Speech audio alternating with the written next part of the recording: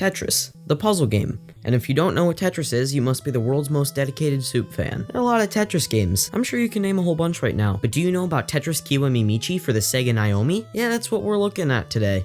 A whole bunch of Japanese exclusive Tetris games. I'm being joined by FuseFall because, I mean, come on. I can't talk about 25 foreign puzzle games by myself without going insane. Hey, I'm Fuse and https://www.youtube.com/watch?V=9BLDSK2LLLU. Agreed. That statement sure is true.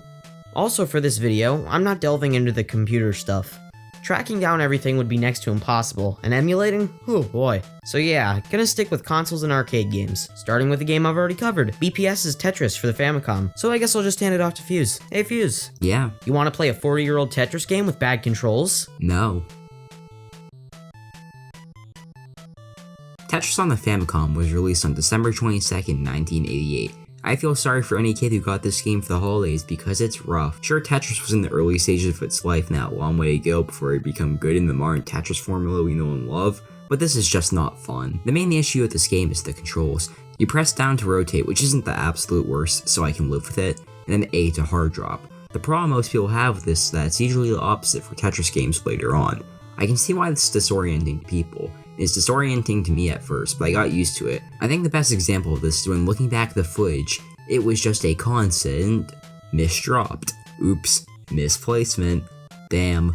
However, while I don't like this game that much, there's some pretty neato history. If you watch the fantastic Tetris documentary by the gaming historian, you know that before 1989, the Tetris license was a mess and got thrown around everywhere. There were so many variants of Tetris made by varieties of companies, such as Bulletproof Software who made Tetris on the Famicom, and many of the other games in this video.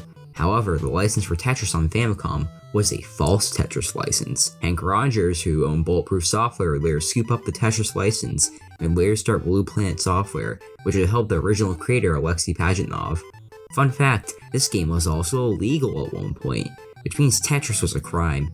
Isn't that fun? Overall, Famicom Tetris is bad and I don't see how anyone would play this nowadays unless it's for ironic enjoyment. Sega's Tetris is infamous to say the least. Of course everyone knows about the Mega Drive port, the rarest Sega game where no more than 10 could exist. Well, this game started out in the arcade. Like Fuse said before, the Tetris license in the late 80s was wacky, and you should watch that documentary. Anyways, while Atari produced the Tetris arcade games in America, Sega were the ones making them in Japan. The reason the Mega Drive port is rare is because they didn't have the console license and it had to be quickly halted. But back to the arcade. Honestly, I think I prefer Atari's version.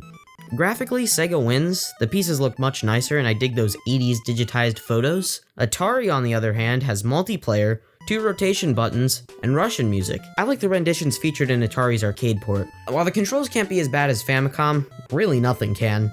They still are quite stiff here. Moving the piece left and right is momentum based, and that's just not good. I do like the addition of being able to move your piece a little bit after it's being placed, but still, Tetris hadn't been refined yet, and this version is quite rough. What's rougher is the Mega Drive port. It's just a worse version of it. Worse graphics, worse music, and worse controls. You may also know that Tetris on the Mega Drive was included on the Genesis Mini, but it isn't this version. M2 created an arcade-perfect port to the Genesis hardware. I don't know why they did this, but it's very cool to say the least. I find it kind of funny how they reported a bad version of Tetris in 2019, but hey, M2 makes everything cool, so it checks out. Sega Tetris is not that good. However, unlike the Famicom version, I find this game can still be regularly playable, at least on the novelty that Sega made Tetris before Nintendo.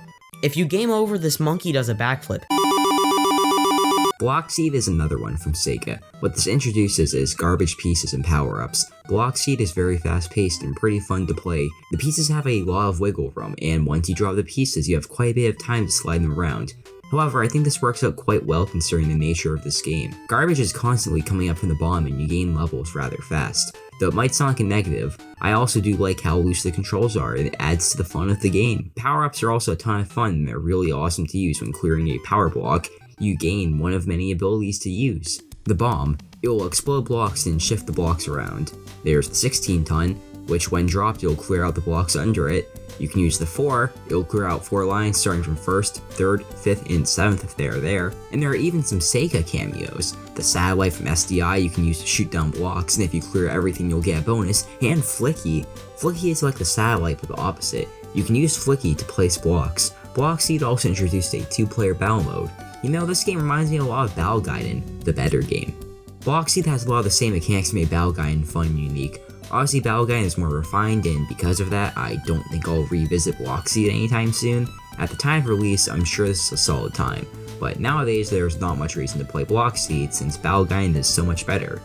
You'll hear more about Battle Gaiden from me later in this video, but yeah, this game is a lot better than the previous Sega Tetris. If it looks like your thing, give it a shot. You can certainly do worse, though if you can, you should probably just play Battle Gaiden. Flashpoint, yet another arcade title from Sega. They really had to milk that license, alright. But hey, Bloxeed was pretty good, so this can't be too bad, right?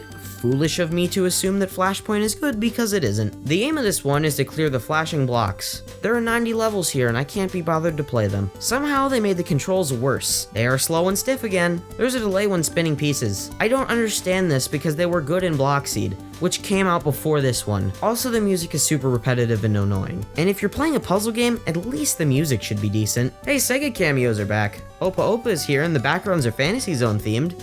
I'm a huge Fantasy Zone fan, but that doesn't make this game any better. Here's more trivia. This mode where you have to clear these structures is officially called Ojama mode, which translates to nuisance mode. This game's aware of its awfulness. Maybe the multiplayer is better? The multiplayer adds nothing. It's just a way for two people to play their own game on the same cabinet. So yeah, Bloxeed holds up. This one doesn't. I know this game has its fans, but I'm just not one of them. Tetris 2 plus Bombliss is another game from Chunsoft and Bulletproof Software, who, if you remember from earlier, Bulletproof Software worked on Famicom Tetris. Hopefully this time they stepped it up a bit and improved their Tetris skills. In America, there was a Tetris 2, but that was just a renamed version of Tetris Flash. This is the actual sequel to NES Tetris, and it's just a way more refined version of classic Tetris with the addition of Bombliss/Tetris Blast. First up, you have the Tetris part of the game. While it's overall just classic Tetris, it's technically impressive Tetris. First up, look at these smooth animations. A ton of past and future Tetris games would have rotation animations that aren't as smooth as Tetris 2 plus Bombliss's animations. For a Famicom game especially, moving on from the animation, the controls here feel smooth too. Of course, compared to modern Tetris, the controls aren't the best, but for the time they nailed the controls here. Your Tetraminoes move smoothly across the screen and feel like they have weight, not too much weight to the point the game feels sluggish to control. Considering how other games released later got the controls wrong, that's just another impressive accomplishment in Tetris 2 plus Bombliss. The Tetris part of Tetris 2 plus Bombliss comes in 3 flavors of modes: A-Type, B-Type, and C-Type. A-Type is your standard marathon mode where you keep playing until you lose, B-Type is where you have to clear a certain number of lines per level, and C-Type is a variation of marathon where garbage is rising from the bottom. Besides the gameplay, they also improved the music and graphics here.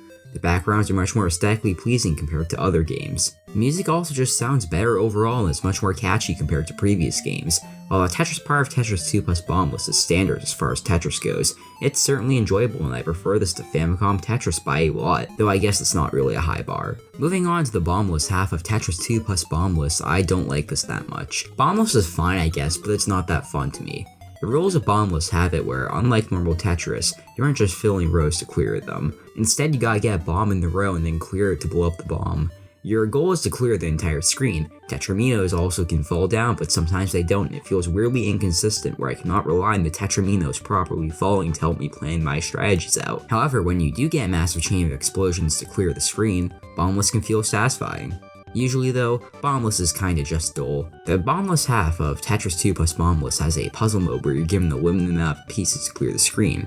In concept this is interesting, but especially with the early puzzles, the solutions are so limited where it just feels like there's never a clever solution. There's also this level creator mode for Bombliss, and if you like Bombliss, I'm sure this must be pretty sweet, but because I don't like Bombliss that much, it's kinda just there. I'd say if you have a Famicom, this is a good choice for a puzzle game, but if you had a Game Boy at the time, you could get a better Bombliss experience by playing Tetris Blast. It's portable and controls tighter than Bombliss, plus it gets rid of these larger pieces from Bombliss to make it more annoying to play. Tetris 2 plus Bombliss is a good experience for the Tetris half, but I'm not as much of a fan of the Bombliss half. Super Tetris 2 plus Bombliss is the enhanced port of the previous game for the Super Nintendo. Unlike FuseFall, I enjoyed Bombliss. I found Bombliss to be fun and the presentation to be great. It's a very impressive Famicom title, and with this being an enhanced port, it should be even better, right? Well, because life doesn't make sense, it's worse. Of course the graphics are going to be better, but honestly, I think I prefer the backgrounds in the Famicom version. I think they had a lot more charm. I feel like the pieces don't even move as smoothly as they do on the Famicom version, which is strange because obviously this NES has more power. Also, they got rid of the Bombliss editor? Why? I may sound super harsh towards this game, but in reality, I really like it. Did I mention the music? The music's awesome, very pleasant tunes to chill out to. But it just being a port, and not even a good one at that, it's hard to warrant playing this one over the Famicom version. It sounds like completely backward thinking, but honestly, with them being the same game, I enjoy playing the version that's more technically impressive and visually appealing. This game even received a limited edition update. It includes new backgrounds and puzzles to play. Now is a good time to mention Bombliss's Japanese exclusive games. Yeah, they don't count since they're spin-offs, but are worth a mention. Super Bombliss and Super Bombliss DX. Guess which one is on Super Nintendo? If you guessed DX, you are wrong. Super Bombliss is just a palette swap of this game's Bombliss mode, but with new puzzles and a versus CPU mode. I'd like to think that it was cheaper than Super Tetris 2, because this is just straight up robbery. Though now that it's 20 years old, I want to own it, and that's just how collecting works. Super Bombliss DX is an enhanced version of Tetris Blast for the Game Boy Color. Bombliss tangent aside, Super Tetris 2 is a great game, but because of the existence of the NES version and its sequel Super Tetris 3, there isn't much of a reason for me to revisit this. Tetris Gaiden is another one from Bulletproof Software. Gaiden is easily one of my favorite Tetris games. There's so much here to love. While a lot of the games here are also Tetris with a twist, Gaiden is Tetris with the best twist out of any game in this whole video. So, what's the twist of Gaiden? Well, Tetris Gaiden acts as a hybrid of a puzzle game and a fighting game. First up, you gotta pick your fighter, and the game offers a pretty solid variety of fighters. You have Halloween, Mirror Run, Shaman, Aladdin, Princess, Bit, Ninja, Wolfman, Dragon, and Grand Princess. Hopefully I got those names right. I had to look them up since I don't know Japanese. Anyway, so what makes each of these characters special? Do they just act as skins? Nope. Each character has their own special abilities and movesets. To unlock these moves, you need to collect these crystals. Once you collect a crystal, you can press up on the D-pad to use your ability. However, if you save up your crystals, you can unleash more powerful special attacks. For example, let's say I'm playing as Halloween. If I use my level 1 ability, I remove the bottom 3 rows of my Tetraminos. This doesn't instantly win me the game or ruin my opponent's life. However, if you do it late in the game, it can be a quick and easy way to stop yourself from losing. If I use my level 2 ability, I make it hard for them to see, and this can be devastating at any point. Early on, it can slow them down, or late in the game, it can make your opponent misplace a piece and cause them to lose. The level 3 ability isn't as useful and just steals their crystals. However, the level 4 ability is devastating, because it breaks random blocks and can make clearing lines difficult for your opponent. I went in depth with Halloween's moveset there just to demonstrate how the power of each attack can escalate from being a minor annoyance to being devastating. However, even the minor annoyance attacks can be useful late game and become as devastating or even more powerful than a level 4 attack if you time them properly. Plenty of other characters have great movesets too. For example, the Shaman has the level 1 ability to split your Tetraminos by pushing them to the left and right sides of the screen. Or how about Aladdin's level 3 Fax ability? The Fax ability copies Aladdin's screen and gives it to the player too. This can both harm and help Aladdin. For example, if your screen is nearly filled and you copy it and give it to your opponent, it can make your opponent have naughty ton of space. However, if you activate it at a bad time, you can help your opponent by giving them less on screen, so you have to be careful with this ability. Outside of the abilities, there is so much to love about the gameplay of Tetris Gaiden. For example, you and your opponent share the same block pool. Let's say you need one straight piece and I take it, then you're now screwed. It leads to moments where you're not just trying to get the pieces you need, but trying to steal the pieces your opponent needs so you can screw them over. All this would fall apart if Gaiden didn't control good, and well, thankfully it does. Gaiden's controls are smooth and avoid being either floaty or too stiff. They feel just right. Outside of the gameplay, the graphics and music are fantastic. Backgrounds of Gaiden are all detailed and given bright colors. The colors here pop out and they're pleasant to look at. Character sprites are all emotive and feel alive. Characters do animations during their attacks, and each animation accurately represents what the character is doing and how they're doing it. So not only can you accurately understand what is about to happen because the animations telegraph it, you can also see how the characters are doing it and get an enjoyable animation to watch. The music is also really energetic and captures the fast-paced nature of Gaiden. The music is upbeat and catchy. I love the music here and it complements Gaiden extremely well. While the definitive way to play is still multiplayer, the single player is pretty good. It can be challenging, but a good time. It reminds me of Puyo Puyo with how you go through and challenge the characters. Overall, Tetris Gaiden is one of the best Tetris experiences ever. Gaiden is fast-paced and chaotic while still having plenty of strategy. You're constantly trying to balance using your abilities while playing normal Tetris. While doing all of this, you get to look at great art and listen to some great music. It creates an experience that's unforgettable. If you grab a friend, it's an easy recommendation from me. I'd love to see a new Gaiden come out on Switch one day, or even just a port of this one. Gaiden is one of the best multiplayer puzzle experiences ever, and while it isn't my absolute favorite Tetris, it is one of my favorites. Super Tetris 3, not the last BPS Tetris game, but by far the best. Well, Battle Gaiden was also made by BPS, but in terms of a standard Tetris game, this is their peak.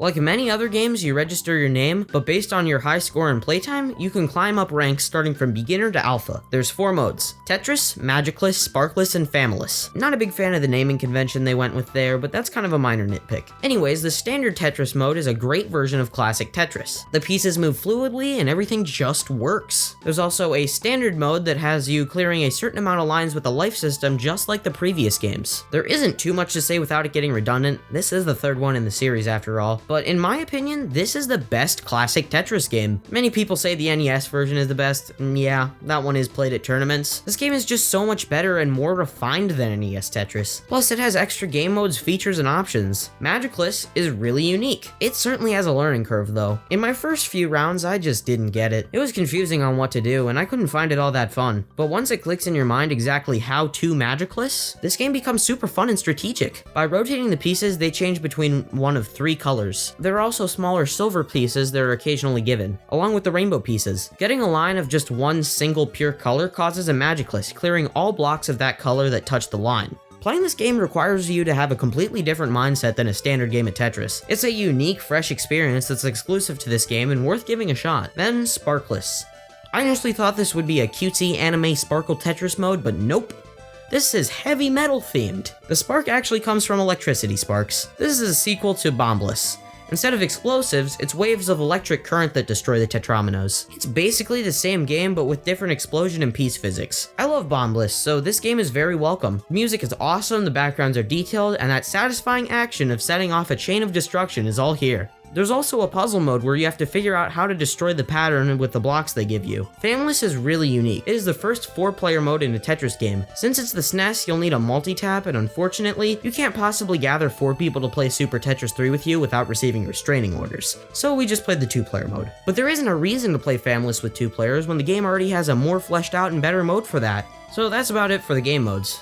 This game has a lot of content. I like playing all the modes, and there's so many adjustments you can make to create your ideal Tetris experience.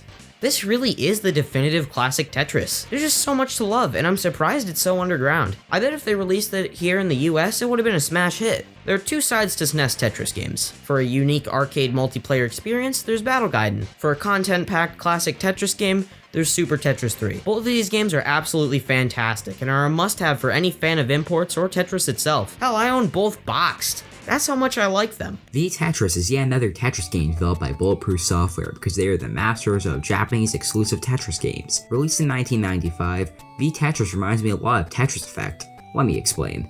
Both are VR Tetris games with an insanely chill vibe. So a lot of the art of V-Tetris has this elf character.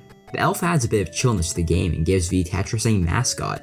The elf's in all the backgrounds and is just doing random stuff, and it adds flavor to the game. It means V-Tetris goes from random radical 90s patterns, or real life pictures, to getting this elf doing a bunch of cool stuff. The music here is also really relaxing. I wouldn't really call it atmospheric, but it does fit the vibe and chill nature of V-Tetris. I see this as the original Tetris Effect because both are just chill Tetris games meant for VR. I think as far as Virtual Boy games go, V-Tetris is worth looking at. Outside the vibe of the game, controls are decent, and for Tetris at the time, they're solid. The modes and gameplay are also just standard Tetris pretty much. The Virtual Boy gets a bad reputation, but there are some games on the Virtual Boy worth your time. This one is no exception. Tetris X is the first official console Tetris not released on a Nintendo.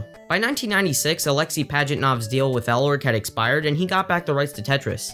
And he started the Tetris Company. However, the Tetris guideline had not come to be yet, so games are still going to be wacky. This one is no exception. There are 2 modes, Classic and Battle. Could they really have not put something else here? I feel the addition of just one extra mode or feature would have made this game more complete. However, I really like the presentation here. Everything is just so clean and detailed. Since compact disc, the music is high quality and has that 90s Japan charm. Really good remixes of the 3 classic Tetris tunes. Like Super Tetris 3, the piece physics are really solid. Everything is just like that game. However, some digitized backgrounds alternate similar to Sega Tetris.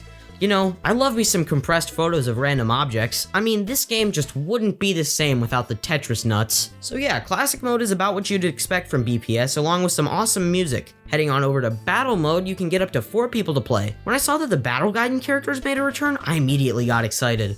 Would this be a 4-player sequel to Tetris Battle Gaiden? New power-ups even? Unfortunately not. These guys are here just to serve as mascots. Yeah, the battle mode here isn't bad, but it's kinda wacky. For starters, the playfield is a lot smaller. It can feel a bit cramped at first. You can stock up on garbage lines and just like Tetris 99, can choose who to target. Also, they redid a bunch of tracks from the Battle Gaiden soundtrack in full, breathtaking CD audio quality. Yeah, so that's about it for battle mode. Overall, while I love the presentation for Tetris X, the graphics and music are really nice. This game feels a bit light considering there's more to do in a Super Nintendo game. Tetris S on the Sega Saturn. This game is like a reboot of Sega's arcade Tetris. I hope this means that the game isn't bare bones and the physics aren't sluggish. They are. In fact, they're worse. Just like 1988 Sega arcade Tetris, the pieces have way too much weight and it feels like you're constantly fighting with the controls. Rotation has a delay and everything is just off. Well, since the 5th generation, there's an opening FMV.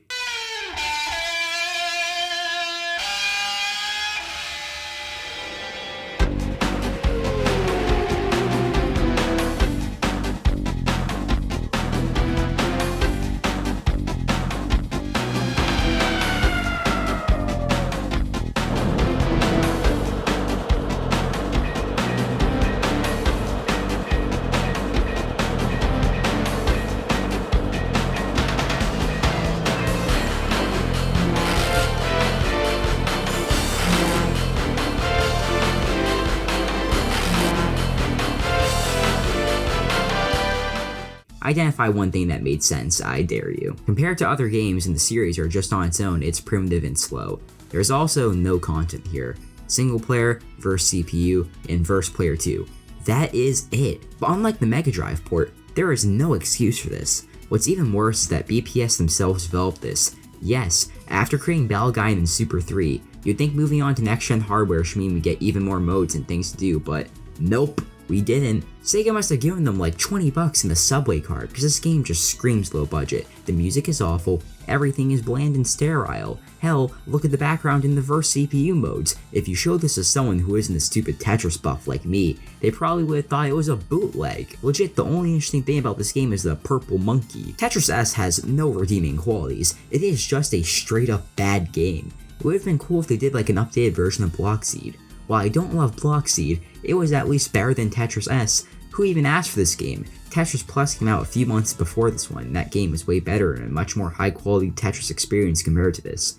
Maybe this is a $20 budget title, but it seems like it wasn't. Tetris S qualified to get reprinted for the Sega Sakura line, which is basically the player's choice label for Japanese Saturn games, meaning that this game likely retailed for full price. Tetris S has no reason to exist, and its only value is for a collector that has to have all the Tetris games. Otherwise, it should just stay in the past. At least the previous game in this video, Tetris X, was much more interesting as far as history goes. Tetris X was also more enjoyable with its presentation, but here even the presentation is bare bones. Do not play this game.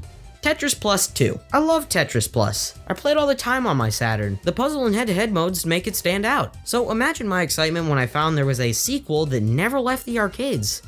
I wasn't that excited, but I still wanted to try it. The 3 modes are back. Classic, Puzzle, and Versus. They shook up the Classic mode. Instead of it always being split screen where anybody can join at any time, it's a single player experience. This might come off as negative, but honestly, I prefer this. I play most games single player and more screen space is welcome. What sets Tetris Plus apart is that it's constantly speeding up. If you're like me and just okay at Tetris, playing Tetris Plus is a fun way to test your subpar skills. Well, Plus 2 is a lot more challenging. It gets faster, quicker, and it doesn't slow down every 10 levels. The other main change is how the level progression works. At the bottom of the screen there will be a word, and by clearing letter blocks you'll eventually spell out that word. I really like this mechanic because it makes you think about making room for specific blocks and incentivizes the player into getting higher scores. After a word is spelled, it reveals a picture. Gotta say, I love this series' graphical style. Late 90s Japanese arcade titles are home to some of the best pixel art around, and this game is no exception. Bright colors and high detail are a staple of this era. Puzzle mode is also solid. You can now play as either the professor or the assistant, and you can even choose different paths to take, making each play a little different. After playing this game, I understand why it didn't come home, as it's just an updated, harder Tetris Plus, but there's nothing wrong with that. I enjoyed this game because I love the first, but there aren't enough new things added to justify a home port. It's perfect for the arcades. If you're a fan of Tetris Plus, the sequel is worth a shot. I know I'll be returning to solve its new puzzles. Tetris 64 is the most bland title possible for a Tetris game on the N64, and fits the game. Tetris 64 is just similar physics and rotation to Sega Tetris, but on a Nintendo console and developed by Amtex. Don't worry though, instead of Sega publishing, it's Seda publishing. Getting into the game itself, it has your standard Tetris A-type, B-type, and C-type. Backgrounds are from real life places and the music is pleasant and kind of just vibey. Moving on to the Giga Tetris mode. This is hell. The piece sizes are inconsistent, and because of this, it's difficult to plan what you should do next because you never know what size you'll be getting soon. There's not much to say besides that it is just not fun. Other than that, you have Bio Tetris. No, this Tetris isn't experimenting with biology. Instead, it depends on a biosensor that tracks your heart rate. Makes it easier or harder depending on how fast your pulse is. Since I don't have a biosensor, I can't comment on it, but that's an interesting concept. Overall, Tetris 64 isn't bad, but it's just standard Tetris and not really noteworthy. Tetris 4D for the Dreamcast. Will Tetris 4D shake my chair, rumble the movie theater, blow air under my seat, and spray me with water? No, it won't. Though this Tetris game has two. Check this out. This game of Tetris is hardcore. Like Tetris X, this game has a classic mode and a battle mode. This game pretty much just is Tetris X, but with a different theme. Really, everything here is the same. There are a few more options and the pieces are 3D, but I couldn't find any new feature or anything that's different from X. And I think I prefer X. As you've seen, Sega hasn't had the greatest track record for Tetris, so this is an improvement. While this game's aesthetic is unique, at least it controls well, but overall, this game is just okay. It's a good Tetris, but at this point, there needs to be more content to make it a worthwhile title. Tetris the Grandmaster is a way more competitive version of Tetris released in arcades in 1998. It's essentially a fast-paced version of Tetris. It's not really my type of thing, but I can get the appeal. In single player, it's kind of just another Tetris game to me. However, in multiplayer, you're clearing lines and using power-ups that harm your opponent. Creates a bit of a fast-paced nature, while still retaining a skill-based and strategic element. Controls are also smooth and the music is pretty groovy. However, the one part I don't like is the graphics. They feel too busy at times and way too focused on showing off 3D graphics. Overall, I don't think there's much of a point to play this one nowadays, since the series improved after this one. Sega Tetris. Oh boy, another Sega Tetris game. I have absolutely no expectations whatsoever. Whoa. Is this good? Is this great? Yes, Sega Tetris is a very fun game. I really enjoy its simplicity. I find this to be a relaxing and fun time. The music is great, the controls are fluid, which is quite a surprise, and there's an incredible 3D monkey. I find the music to be relaxing and I could get into a good flow with this one. As a fan of the low poly aesthetic, I love these backgrounds. I keep playing because there's just something so charming about these. I wish there was a continue option so I could see all of them, but the fact that there isn't one keeps me playing. While this whole game is just standard endless Tetris, the whole style keeps me coming back. I don't know how many coins I'd dump into this one if I found it at an arcade. This game also came to the Dreamcast. The menus are all in Japanese, so it'll take some time to figure out, but I did get into a game. And there's a continue feature. I'm definitely going to be playing this one some more on my Dreamcast. I didn't think I'd say this, but Sega Tetris is one of my new favorites. Sega Tetris is fun. Really fun. Give this one a shot. The Next Tetris DLX is just essentially an expansion of the Next Tetris. It includes the game but now with more puzzles, since the original Japanese release didn't include puzzle mode. If you like the Next Tetris on PS1, you'll like the Next Tetris DLX. It makes sense, I guess, not like it advertised itself as a brand new game. I guess not every game can be that exciting. Anyway, the controls are fine, graphics kinda bland, and the music isn't super memorable, but if you like Tetris, I guess you can't go wrong with the Next Tetris DLX. Is SuperLite 1500 the Tetris? I find Success's SuperLite series to be extremely interesting. It's a bunch of budget PS1 games and most of them didn't leave Japan. The ones that did, however, were released under the A1 Games line. These games are simple. Really simple. When they only retail for 15 bucks, these games have no budget. I've considered doing a video on this series, so I'll save my thoughts for that. I found this game to be so funny and strange that I actually imported it. I mean, it's just a no-frills Tetris experience. There is nothing special about this game outside of it being not special. It is just NES Tetris with PS1 graphics. I may sound hypocritical, but the fact that this game is so nothing makes it intriguing. Tetris S is bad because the physics are terrible, there's no content for the price, and Tetris Plus already exists on the Saturn. Yeah, the PS1 has quite a few Tetris games, but this one is, well, just Tetris. Tetris with Cardcaptor Sakura Eternal Heart. It's a game released in 2000 for the PlayStation 1. It's based on a manga and anime series known as Cardcaptor Sakura. I'm not super familiar with the manga or anime. In fact, before this video I had never heard of it. And in short, it seems about magic and cards, which is pretty rad. Maybe this game will turn me into a Cardcaptor Sakura fan. Let's find out, I guess. Tetris with Cardcaptor Sakura Eternal Heart plays like Eureka Tetris, but slightly different. What I mean is the controls are mostly similar to the Grandmaster games in Control, because they share developers, but it has some gimmicks. The main gimmick has to do with these jewels. It's essentially Sega's Flashpoint where you're trying to clear the jewels as quickly as possible. The game also has these neat spells that have some pretty cool effects, like this one spell that completely messes with the orientation of my board by shifting around pieces. The game also features a story mode, however I cannot read it, so it's just a standard game to me, which is kind of the problem I've run into with this game. A lot of the content here relies on you being able to read Japanese, and I can't, so if you can read Japanese, maybe this will interest you more. The music and graphics are also fine and definitely seem like they'd appeal to fans of Cardcaptor Sakura. Sure, it's cool seeing some of the characters you know and love in a Tetris game. On its own though, the anime aesthetic is at least more unique than other games in this video. Overall, like I expected, this game's not turned me into a Cardcaptor Sakura fan, it was also just a decent experience.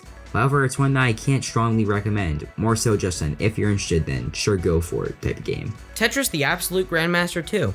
I played this at an import arcade once. I really want to go back there. They had a bunch of candy cabs set up, an awesome Kirby-themed soda, pinball. I got introduced to Escaluda, Wizard of Oz pinball, played Crazy Taxi Arcade for the first time. They got me into Point Blank. I suppose I'm getting off topic reminiscing about this arcade. So, Tetris, right? TGM2 is just the first game, but better. The music's better, the presentation's better, and the gameplay feels more solid. As you've seen by this video's footage, I'm quite the casual Tetris fan, but a Tetris fan nonetheless. So I respect this series a lot. It's just not for me. There's the normal mode, which is for me. Just a standard game of Tetris, but there's also expert mode, which is the competitive-oriented game. A few months later, a free upgrade was released to arcade owners adding the TGM Plus mode, TA Death, and Doubles. TGM Plus has constantly rising garbage, and TA Death is the bane of a casual's existence, and Doubles is a wacky co-op mode. Next time I go to that arcade, I'll give this one a shot, but it's not really something I'm going out of my way to play. Tetris on the Wonderswan Color was released in 2002 and is extremely fascinating. This was the first game of the modern Tetris guidelines and regulations. So that means this obscure Tetris game on an obscure console is actually really influential in Tetris history, which is pretty neat if you ask me. Outside of that, it's kind of what you would expect. You have your smooth feeling controls, your hard drop, and your ghost piece that serves as a guide where your next piece will land. It's incredibly simplistic nowadays, but really is the blueprint of the formula we came to love now.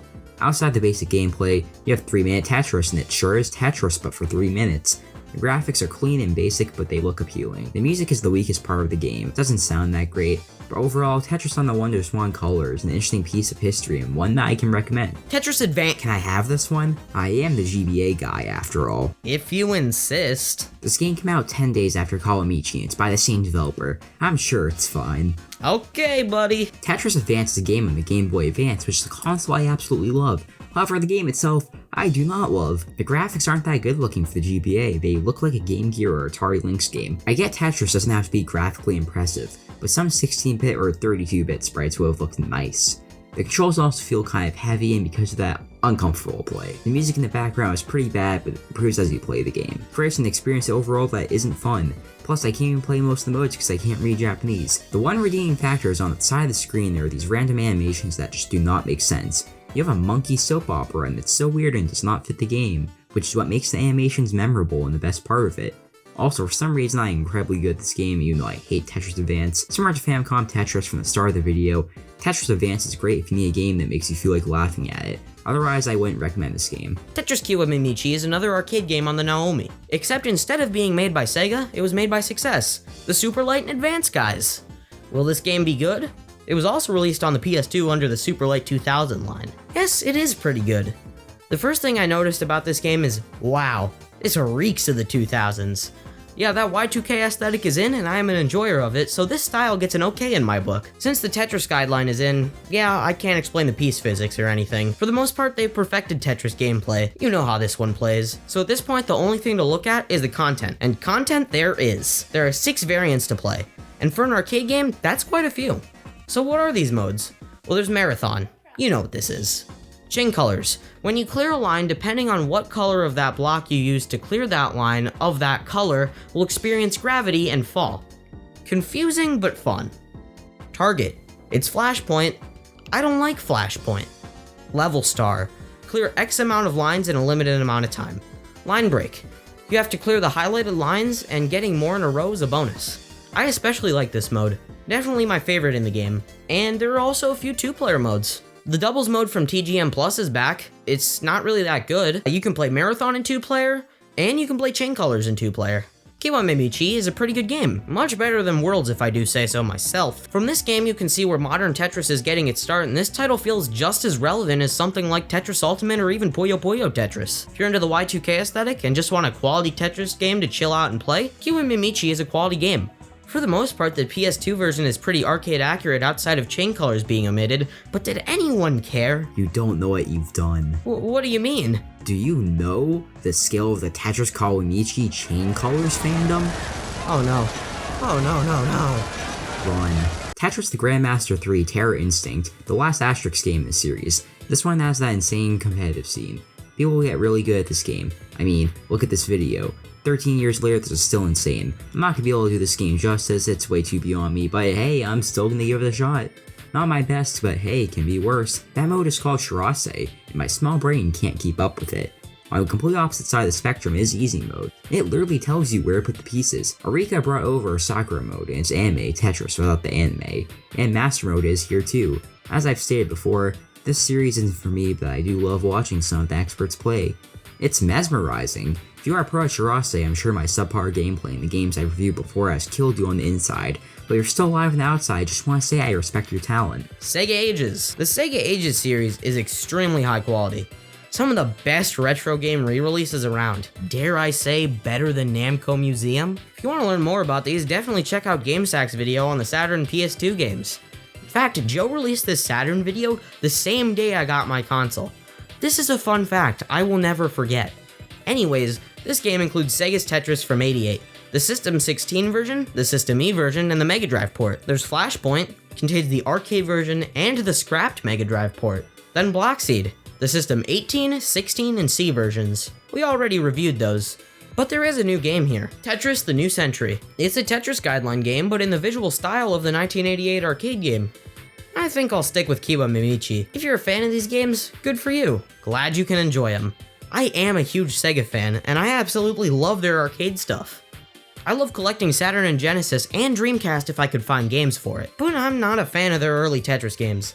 But if you are, this disc is great. The Sega Ages line lets you adjust different settings and options to your heart's content, and the emulation is phenomenal. So before we wrap things up, let me just take a second to show off some games that we couldn't play. We were gonna play Tetris the Grandmaster Ace for the Xbox 360, but we couldn't find the ISO. Tetris Jr. was a pretty popular keychain LCD game that got a spiritual successor last year called Tetris Mini. When has an LCD game gotten a sequel 25 years later? There's a whole plethora of Japanese phone games based on Tetris.